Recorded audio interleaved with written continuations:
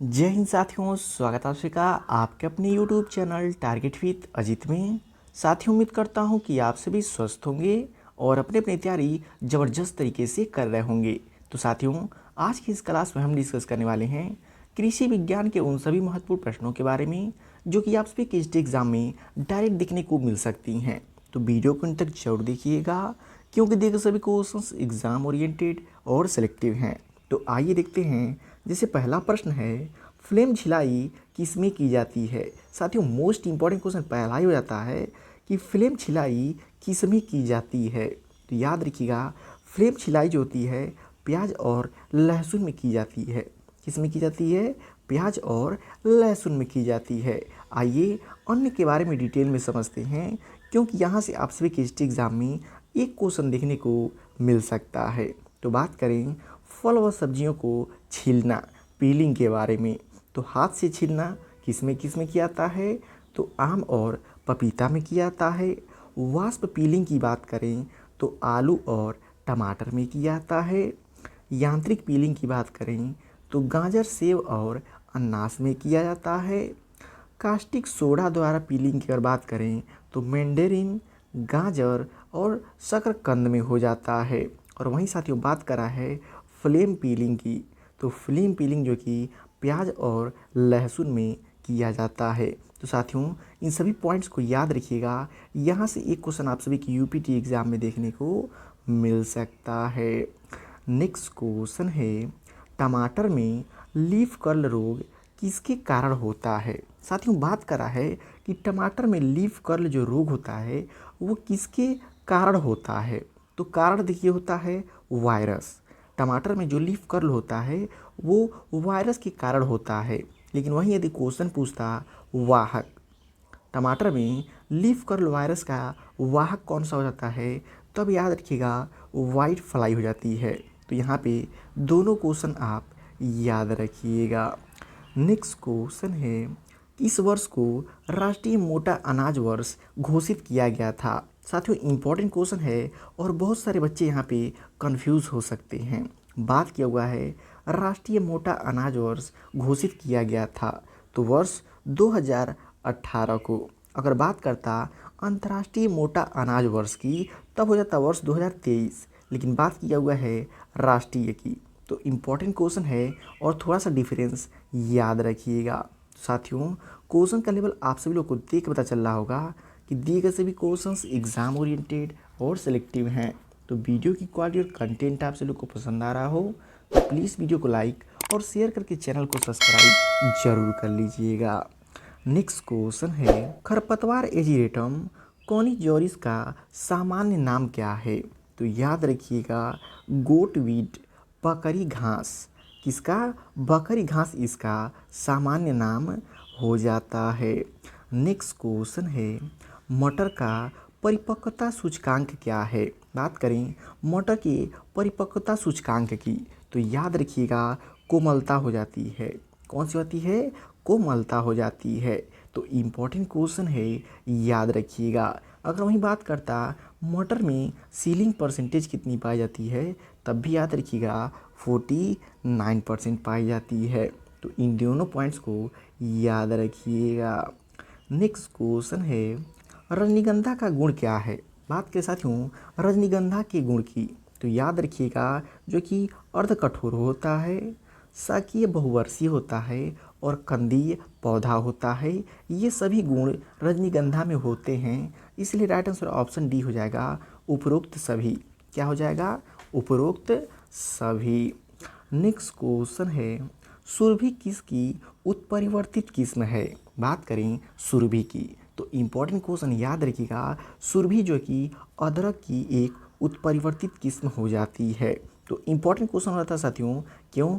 क्योंकि उत्परिवर्तित किस्म की बात किया हुआ है। तो याद रखिएगा सुरभि अदरक की उत्परिवर्तित किस्म हो जाती है। नेक्स्ट क्वेश्चन है, कटहल में कार्बोहाइड्रेट प्रतिशत कितना पाया जाता है। मोस्ट इम्पॉर्टेंट क्वेश्चन है कि कटहल में कार्बोहाइड्रेट परसेंटेज कितना पाया जाता है। तो याद रखिएगा 20% पाया जाता है। कितना पाता है? 20% पाता है। वहीं बात करें केला में, केला में कार्बोहाइड्रेट परसेंटेज कितना पाता है, तब याद रखिएगा 27% पाया जाता है। तो दोनों पॉइंट्स को याद रखिएगा।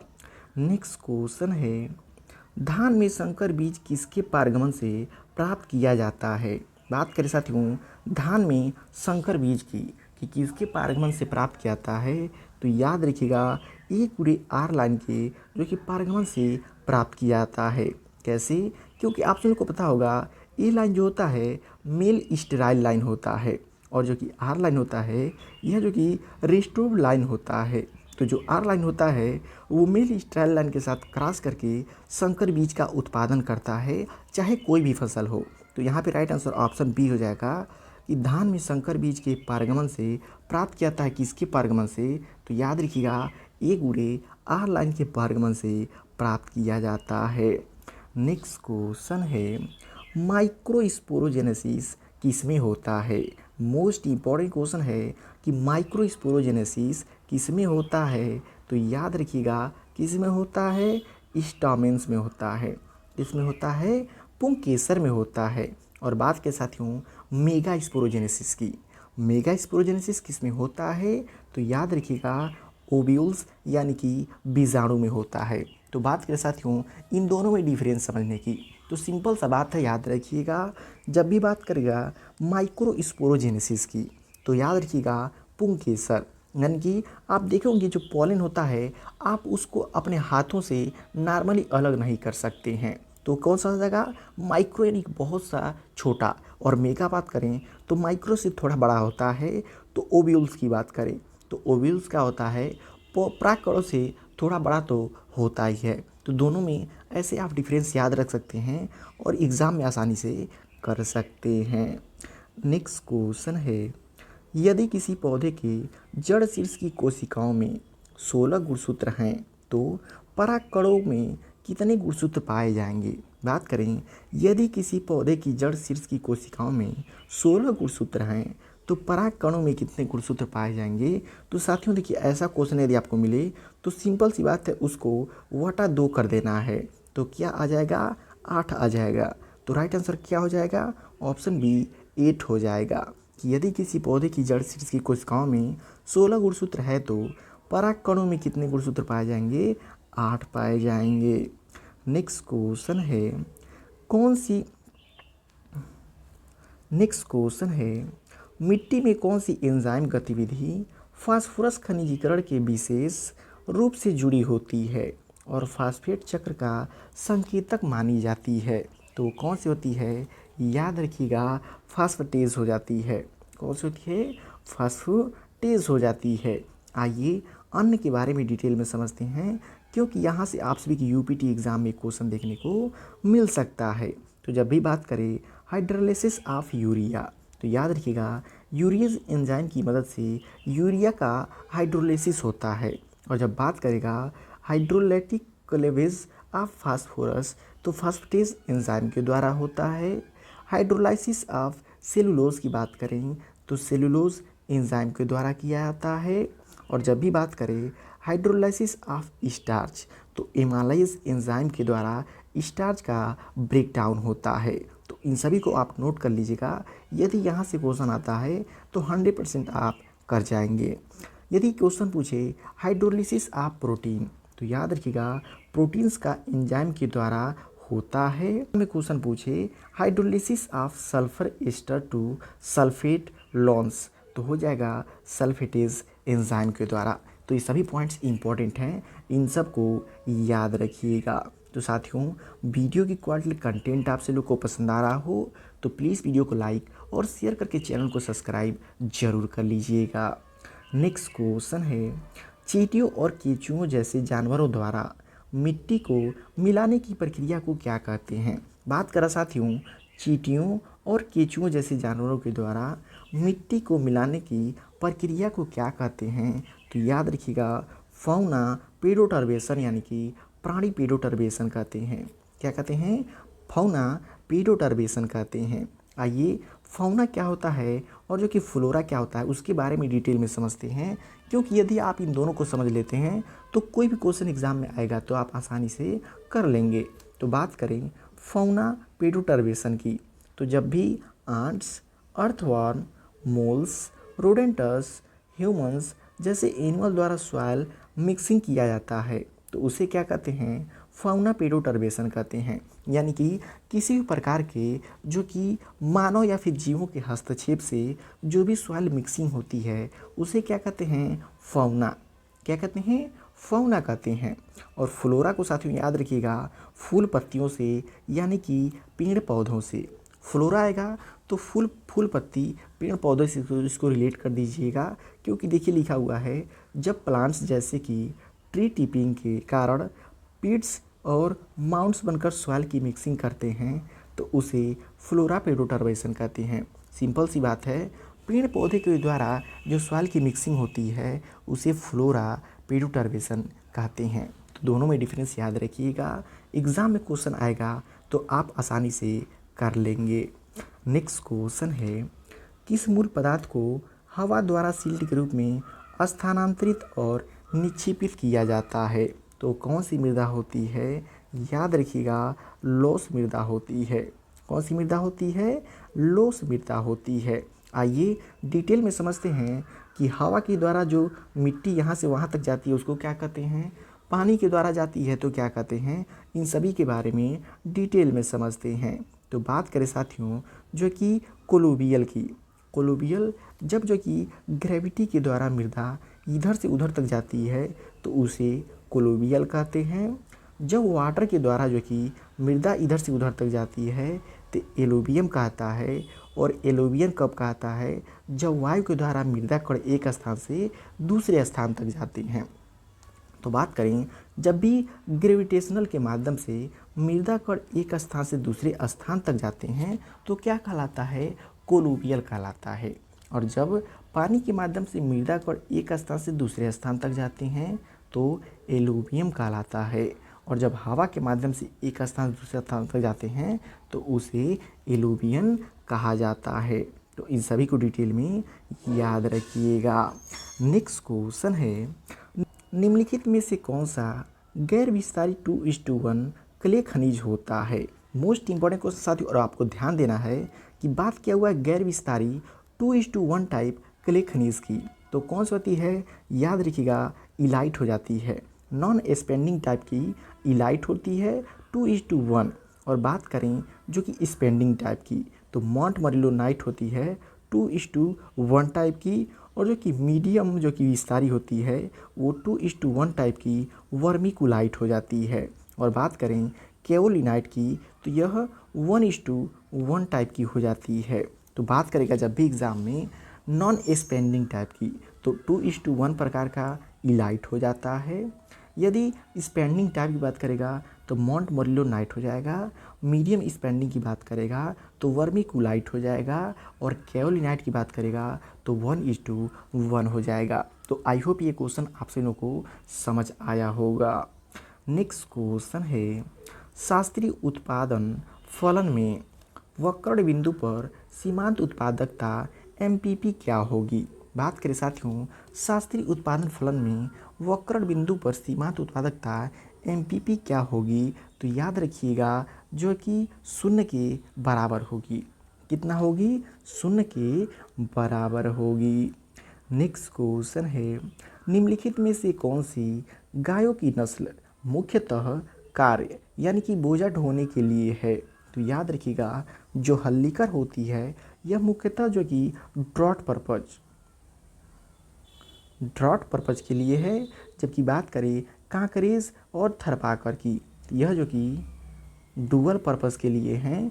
और बात करें साहिवाल की तो यह जो कि मिल्किंग के लिए है।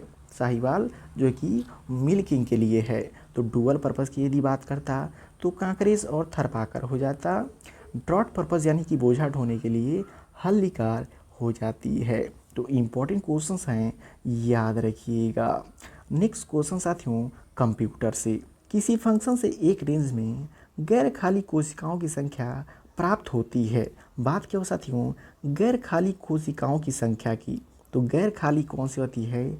याद रखिएगा काउंटा हो जाती है। यदि खाली की बात करता तो काउंट ब्लैंक हो जाता। काउंट ब्लैंक कब होता? जब खाली की बात करता। गैर खाली की बात किया हुआ है तो काउंटा हो जा रही है। तो इम्पोर्टेंट क्वेश्चन है, याद रखिएगा। नेक्स्ट क्वेश्चन है, एक्सेल में इफ़ फंक्शन क्या करता है। एमएस एक्सेल में जो इफ़ फंक्शन होता है वो क्या करता है, तो याद रखिएगा यह जांचता है कि कोई शर्त पूरी हुई है या नहीं।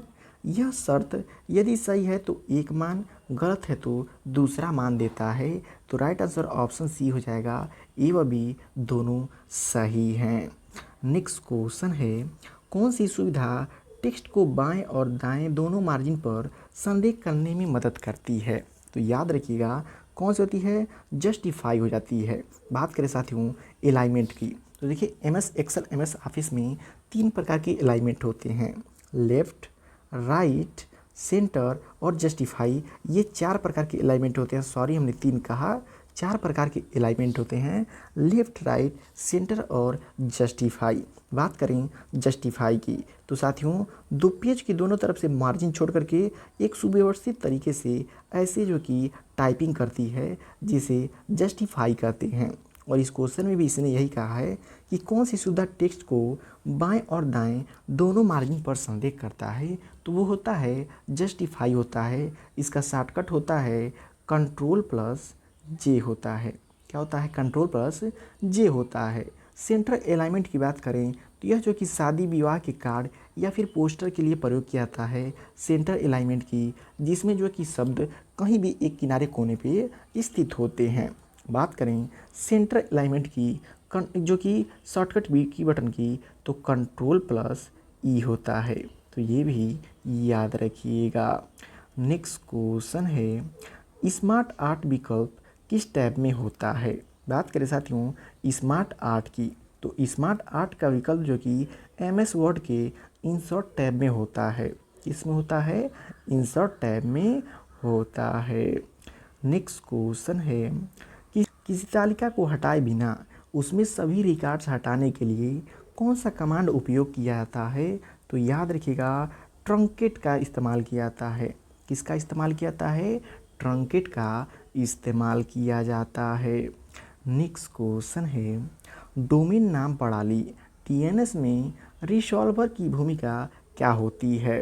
ए, किसी विशेष डोमेन के लिए डीएनएस रिकॉर्ड और संग्रहित और प्रबंधित करना, डोमेन नामों को आईपी आदि में बदलना, डोमेन नामों के आधार पर नेटवर्क ट्रैफिक को रूट करता है, सुरक्षा हेतु डोमेन नेम सिस्टम क्वेरी को इनक्रिप्ट करता है। तो राइट आंसर ऑप्शन ए हो जाएगा, किसी विशेष डोमेन के लिए डीएनएस रिकॉर्ड को संग्रहित और प्रतिबंधित करना। लास्ट क्वेश्चन साथियों, जनसंख्या संस्कृति समागम 2025 उत्तर प्रदेश के किस शहर में आयोजित किया गया है, तो याद रखिएगा प्रयागराज में आयोजित किया गया है। किसमें, प्रयागराज में आयोजित किया गया है। तो साथियों ये रहे आप सभी के यूपी ट्रिपल एचडी के लिए भी सभी महत्वपूर्ण प्रश्न जो कि आप सभी के यूपीटी एग्जाम में देखने को मिल सकती हैं। तो वीडियो आपको कैसा लगा कमेंट करके फीडबैक जरूर दीजिएगा, और वीडियो पसंद आए तो प्लीज़ वीडियो को लाइक और शेयर करके चैनल को सब्सक्राइब जरूर कर लीजिएगा।